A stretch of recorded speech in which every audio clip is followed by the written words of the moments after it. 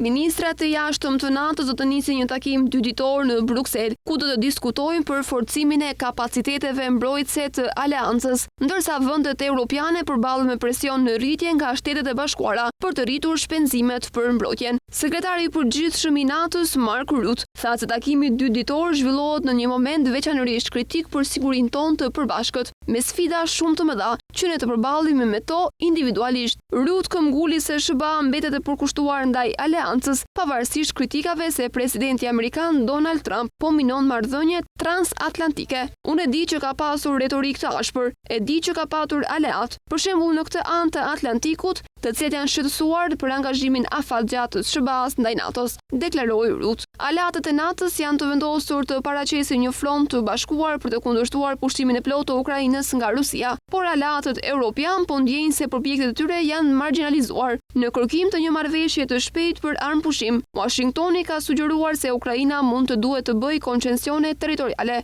SBA po gjithashtu ka ndërmarrë hapa për të rinisur dialogun me Rusin. Sekretari amerikan i Shtetit Marco Rubio pritet të marrë pjesë në takim së bashku me ministrin e jashtëm të Ukrainës dhe shefin e politikës së jashtme të Bashkimit Evropian, Kaja Kallas. Sekretari amerikan i Shtetit mund të përballet me pyetje nga aleatët, të cilët janë të alarmuar, të zemëruar dhe të hutuar nga lëvizjet e administratës së presidentit Donald Trump për të përmirësuar raportet me Rusin dhe nga sulmet e saj verbale ndaj partnerëve të kamolshëm transatlantik. Bazuar në atë që kanë parë dhe dëgjuar që kur Trump mori detyrën në janar të këtij viti, zyrtarët europian kanë shprehur shqetësime të thella mbi rolin e ardhshëm të SBA-s në aleancën ushtarake perëndimore. Rubio ka gjasa të bëhet presion që të shpjegojë dëshirën e shprehur të Trump për të bërë Kanadan aleaten e NATO-s në shtetin e 51 të SBA-s, si dhe përpjekjen e tij për të aneksuar Grenlandën, që është territor autonom brenda mbretërisë së Danimarkës, një tjetër aleate e NATO-s. Rubio ka arritur në Bruksel me 3 prill. Ai pritet të përcjellë mesazhin se aleatët europian duhet të rrisin shpenzimet për mbrojtjen dhe të ndajnë më shumë barierën financiare.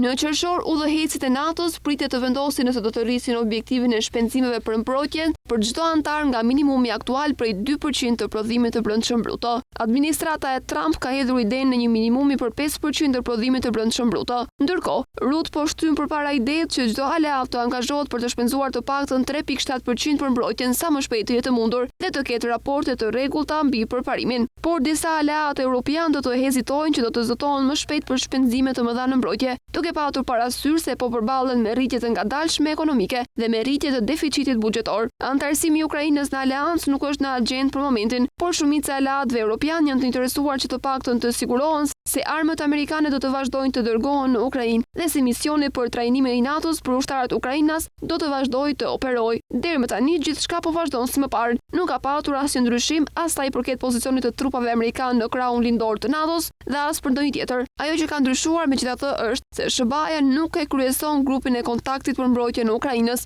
i njohur si grupi Ramstein, i cili koordinon mbështetjen ushtarake për Kievin. Mbretëria e Bashkuar ka drejtuar takimin e fundit të grupit të mbajtur në shkurt dhe takimi i radhës i planifikuar më 11 prill mund të bashkëdrejtohet nga Mbretëria e Bashkuar dhe Franca.